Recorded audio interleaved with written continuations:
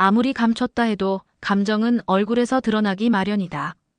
독고세리가 건넨 시간을 갖고 싶다는 말은 오범수의 평정심을 무너뜨리기에 충분했다. 그 말 이후로 며칠째 오범수는 집에 머무는 시간이 길어졌다. 평소처럼 책상 앞에 앉아 논문 자료를 검토하는 척했지만 그의 손끝은 한 줄도 따라가지 못했다. 노트북 화면은 켜져 있지만 마음은 여전히 독고세리의 마지막 표정에 머물러 있었다. 오범수는 늘 완벽을 추구해왔다. 계획 없는 감정 따위는 자신의 삶에 허락하지 않던 사람이었다. 하지만 독고세리는 그런 그를 조금씩 바꿨다. 조심스럽게 웃게 만들고 서툴게라도 다정해지도록 유도했다. 그 모든 것이 너무 소중했기에 단 하루만이라도 시간을 멈추고 싶을 정도였다. 그런 그녀가 생각할 시간이 필요하다고 말했을 때 오범수는 처음으로 자신이 누군가에게서 버려질 수 있다는 공포를 느꼈다. 그런 오범수를 마주한 사람은 마광숙이었다. 술도가 사무실에서 마주친 두 사람. 광숙은 범수의 흐트러진 셔츠 단추를 보고 단번에 알아챘다. 도련님 요즘 잠 못 주무셨죠? 란 말에 오범수는 평소답지 않게 말없이 고개를 끄덕였다. 그러곤 무겁게 입을 열었다. 형수님, 나는 세리를 좋아해요. 그런데 그 아이가 나 때문에 괴로워하는 것 같아요. 그래서 놓아줘야 하나 싶기도 해요. 광숙은 한참을 그를 바라보다가 조용히 이렇게 말했다. 사람 마음이란 게 말이지. 너무 꽉 쥐면 상처나고 너무 놓으면 멀어지더라고요. 세리가 고민하는 건 도련님을 떠나고 싶어서가 아닐 거예요.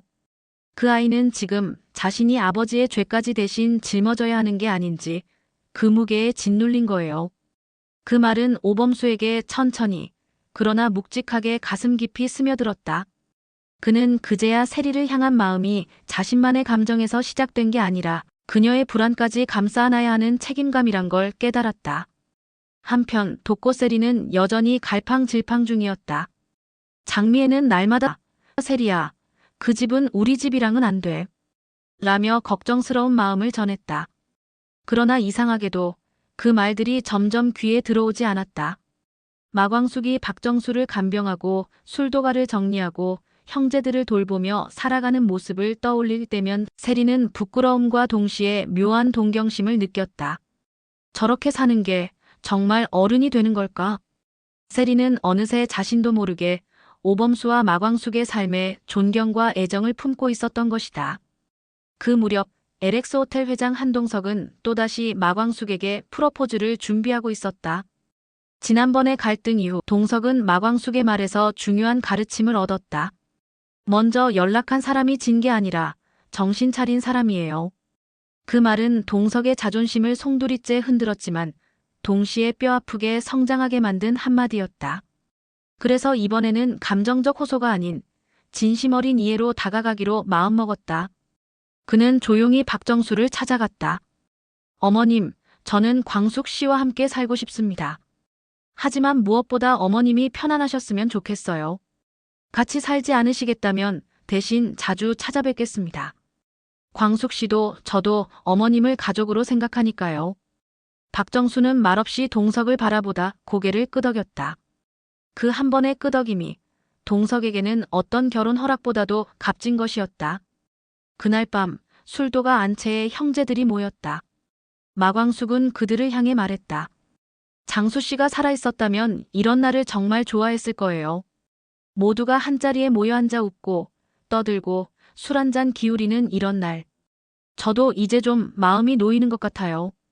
그러면서 꺼낸 건 오장수가 생전에 모아뒀던 공책 한 권이었다. 레시피와 함께 형제들에 대한 생각을 빼곡히 적어둔 기록. 장수 씨가 매일 밤 적던 메모들이에요. 동생들 하나하나에 대한 걱정, 사랑, 바람 전부 다 여기 있어요. 그 순간 형제들 모두의 눈가가 붉어졌다. 천수는 조용히 말했다. 형수님, 저희가 이 술도가 지키겠습니다. 장수 형목까지. 술도가를 지키는 일은 이제 마광숙 혼자만의 몫이 아니었다. 지옥분과 결혼한 오흥수는 외부 홍보와 SNS 운영을 맡으며 술도가의 브랜드, 이미지를 한껏 끌어올리고 있었다.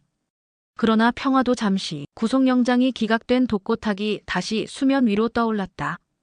본인의 해임 사실을 받아들이지 못한 그는 언론 플레이를 통해 LX 호텔과 술도가의 유착 의혹을 부풀리기 시작했고 투자자들을 협박하며 술도가의 유통망에 흠집을 내고자 시도했다. 하지만 이번에는 예전 같지 않았다. 독고탁의 음모는 이미 경찰 조사에서 대부분 드러났고 술도가의 명예는 되찾은 상태였다. 다만 독고세리만은 아직도 독고탁의 그림자에서 완전히 벗어나지 못하고 있었다. 세리는 아버지에게 말했다. 아빠, 이제 그만해요. 나는 더 이상 아빠 뒤에 숨고 싶지 않아요. 독고탁은 처음으로 말문이 막혔다. 늘 자신이 세리를 지킨다고 믿었지만 사실은 그녀의 자유를 가둬온 사람이었음을 깨닫게 되는 순간이었다. 그날 밤 오범수는 세리를 찾아갔다. 시간 줄게 기다릴게. 근데 난 계속 너 좋아할 거야. 그 짧은 고백에 세리는 울먹이며 고개를 끄덕였다. 교수님 고마워요. 나 조금만 더 용기 낼게요. 그리고 마침내 다음 주 한동석과 마광숙의 결혼식이 진행된다. 그러나 독고탁은 조용히 한 기자에게 연락을 취한다. 결혼식 날 터뜨릴 게 있어. 이거 끝까지 봐야 재밌지 않겠어? 결혼식 날 무언가를 터뜨리겠다고 경고한 독고탁의 말은 헛된 협박이 아니었다. 그는 조용히 숨겨둔 한 개의 USB를 꺼냈다. 몇 년 전 술도가 창고를 몰래 드나들며 촬영한 영상과 조작된 장부 사본이 들어있던 그 USB. 과거에도 한 차례 사용하려다 마광숙의 인기로 사건이 묻히며 무용지물이 되었지만 지금이야말로 다시 한번 세간의 시선을 끌 절호의 기회였다. USB를 손에 쥔 독고탁은 기자와 접촉해 LX 호텔과 술도가 간의 부적절한 거래 정황이 담긴 자료라며 협박성 보도를 예고했다. 하지만 정작 문제는 그 내용이 이미 과거 경찰 수사에서 허위로 판명된 것들이라는 점이었다. 세상을 다시 흔들 만큼 새롭지도 않고 명확한 증거도 없는 그 자료로는 위협이 되기 어려웠다. 그러나 독고탁은 단순한 명예훼손이 아니라 광숙과 동석의 결혼 자체를 망가뜨리고 싶었다. 그는 기자에게 말했다. 식장에 나타나서 터뜨려 직접 그래야 재미있지 않겠어. 한편 마광숙과 한동석의 결혼식 준비는 조용히 그러나 단단히 진행되고 있었다. 술도가 안채에 모인 가족들은 처음으로 행복이라는 말을 꺼내며 웃었다. 박정수 역시 더는 겉으로 반대하지 않았고 마지못한 미소지만 광숙의 선택을 인정하고 있었다. 그날 밤 마광숙은 동석과 나란히 앉아 조심스레 물었다. 회장님, 그 USB 사건 기억하시죠? 한동석은 조용히 고개를 끄덕였다. 만약 그걸 또 꺼내 흔들려는 사람이 있으면요. 그럼 이번엔 내가 정면으로 맞서겠습니다. 광숙 씨를 지킬 겁니다. 그리고 결혼식 당일 아침, 독고세리는 긴장한 표정으로 머리를 빗었다. 그녀는 아버지의 방문 앞에 멈춰섰다. 그리고 잠시 후 조심스럽게 문을 열었다. 아빠, 오늘은 그냥 조용히 넘어가줘요, 제발. 하지만 독고탁은 그런 딸의 눈물에도 꿈쩍하지 않았다.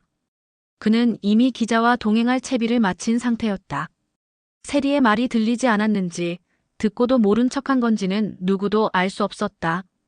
같은 시각 술도가 주방에서 오천수는 광숙에게 다가와 조용히 말을 건넸다. 형수님, 어젯밤에 그 USB 자료 제가 다시 확인해봤습니다. 조작 흔적이 너무 명확해요. 전문가가 보기엔 바로 들통날 수준입니다. 그래도 식장에 퍼지면 곤란하지 않겠어요? 그래서 제가 준비해뒀습니다. 보도 전에 반박할 기사 정리해놨어요. 기자들보다 한 발 빨라야죠. 광숙은 그런 천수에게서 처음으로 든든함을 느꼈다. 과묵한 줄만 알았던 둘째가 형수인 자신을 이렇게까지 배려해줄 줄은 몰랐다.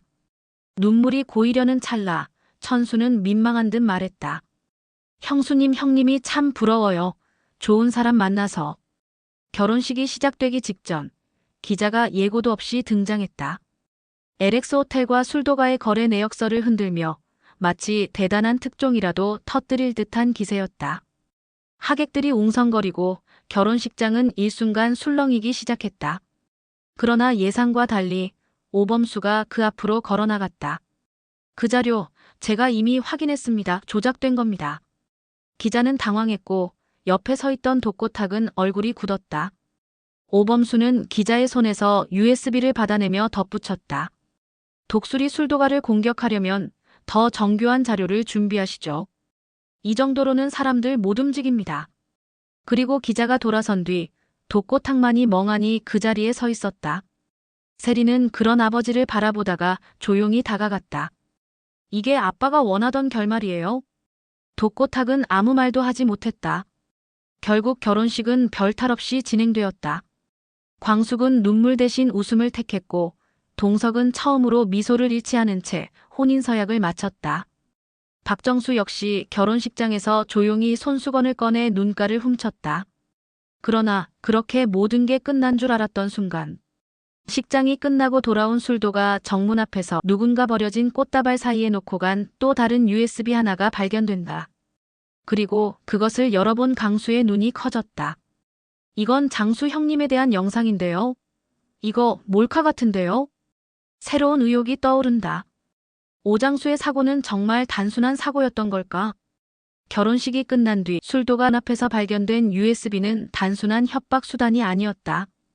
그것은 진실에 대한 마지막 단서였다. USB 안에는 몇 년 전 CCTV에서 발췌된 듯한 흐릿한 영상이 담겨 있었고 영상 속에는 오장수가 사고를 당하던 날의 모습이 담겨 있었다. 골목을 빠져나오던 오장수가 도로 한복판을 향해 걸어나갈 때 어디선가 튀어나온 차량이 그대로 그를 들이받았다.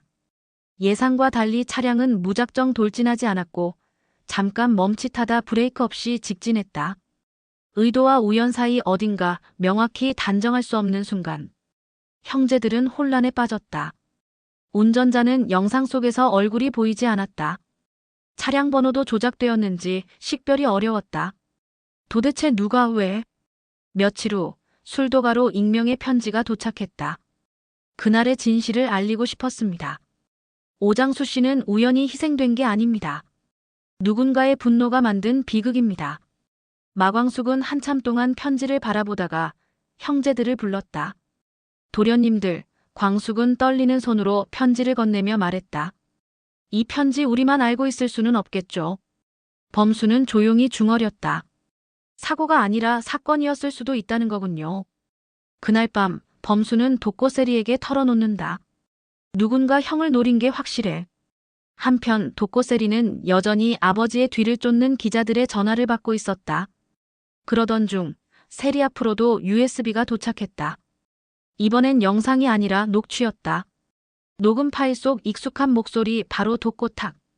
그 인간이 죽은 게 어디나 때문이야. 내가 차를 몰았어. 그냥 그때 겁만 좀 줘보려고 했던 거야. 세리는 손을 떨며 이어폰을 뺐다. 아빠가 오장수 씨 사고를 사주한 거야? 오범수는 이 사실을 곧바로 경찰에 알렸다. USB의 발신지는 다름 아닌 예전 술도가와 LX 호텔이 공통 출자한 낡은 창고였다. 경찰은 그곳을 급히 수색했고 그 안에서 사고 차량의 번호판과 블랙박스가 발견되었다. 결정적인 단서는 블랙박스의 파편. 전문가의 분석 끝에 조작된 장면 일부가 복원되었고 그 속에 보인 건 사고 직전 오장수에게 의도적으로 접근하던 수상한 인물의 실루엣이었다. 결국 경찰은 독고탁을 협박 및 과실치사교사 혐의로 소환했다. 직접 차를 몰진 않았지만 누군가에게 장수를 위협하라며 사주한 정황이 뚜렷했다. 독고탁은 끝까지 부인했지만 독고세리의 증언과 USB 녹취, 그리고 현장의 흔적은 부정할 수 없었다. 그 소식은 곧 세간에 알려졌고 술도가를 공격했던 인물의 실체가 드러나자 여론은 술도가 쪽으로 급격히 기울었다. 동석은 광숙의 손을 꼭 잡으며 말했다. 동석은 이제 정말 다시 시작할 수 있겠어요. 광숙은 형제들 앞에서 말했다. 이제 술도가는 우리 모두의 집이에요. 우리가 함께 지켜내야 할 곳. 그로부터 몇 달 후 술도가는 국내 대표 수제주 기업으로 거듭났고 오장수 장학재단은 전국 장학생들을 후원하는 따뜻한 이름으로 성장했다. 오범수와 독고세리는 다시 천천히 연애를 시작했고 오흥수와 옥부는 이세를 기다리고 있었으며 오천수는 여전히 술도가의 중심에서 든든하게 자리를 지키고 있었다. 막내 오강수는 청춘 대상 전통주 교육 프로그램의 교관을 맡으며 한봄과도 예쁜 미래를 그리고 있었다. 그리고 마광숙 광숙은 마지막 인터뷰에서 이렇게 말했다. 이 집은 잃을 뻔했던 가족이 다시 만나는 기적의 공간이에요. 독수리 5 형제. 이제 진짜 날아오를 시간입니다.